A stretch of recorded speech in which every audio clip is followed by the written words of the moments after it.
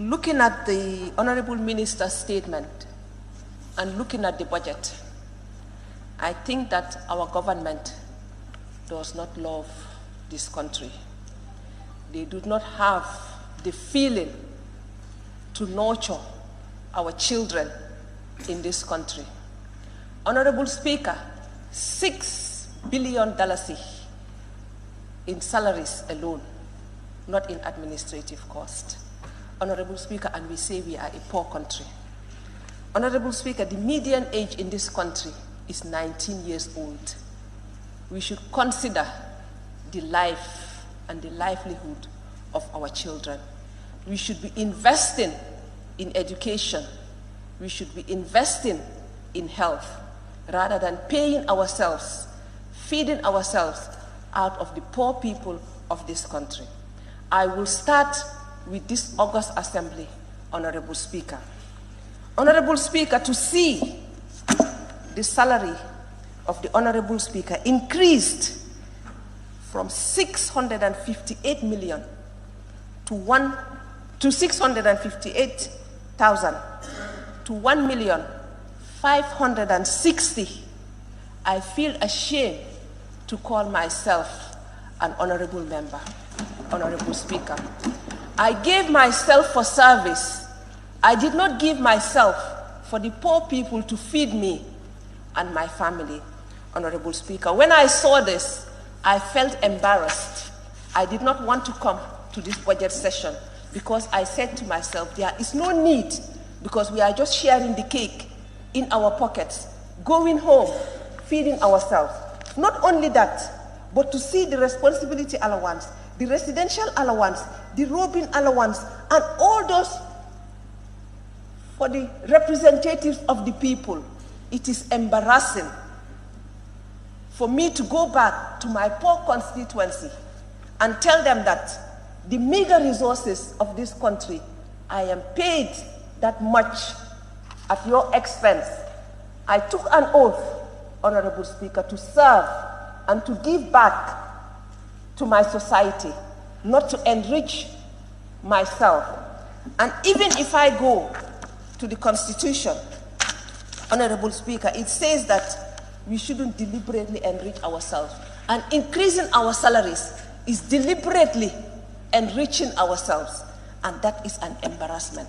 I think as a National Assembly, we should not accept any salary increment. It was in this August Assembly that we sat and discussed the salaries of the ministers and denied them, even though they went behind our backs and increased it. That is their problem. We offered ourselves for service, Honorable Speaker. We were not appointed. We were elected, and we offered ourselves, Honorable Speaker. And I think we should think of our people when we do the budget.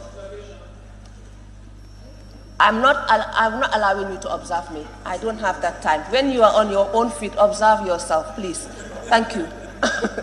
Honorable Speaker,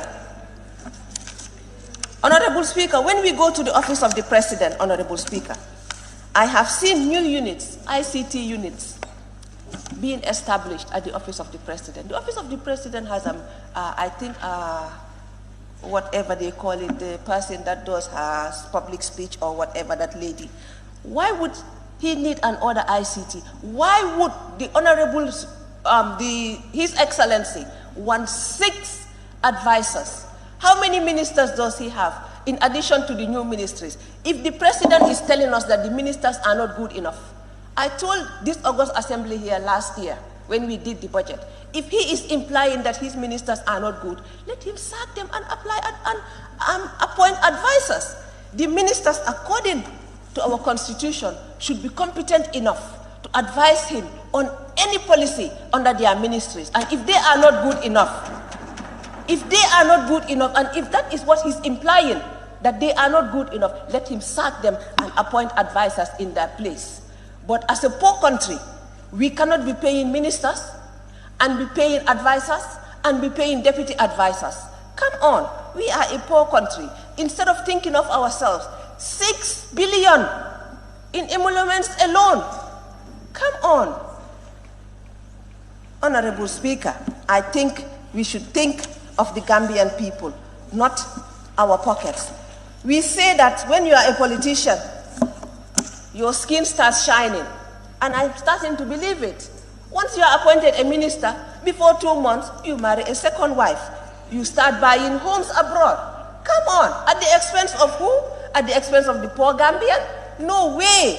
Mr. Speaker, I am ashamed to call myself a National Assembly member. To be honest, I did not want to contest again. The only reason I contested was to show them that I can come back to this August Assembly. And I did against all odds, Mr. Speaker. If they want, they can die seeing me at the Assembly, but I will come.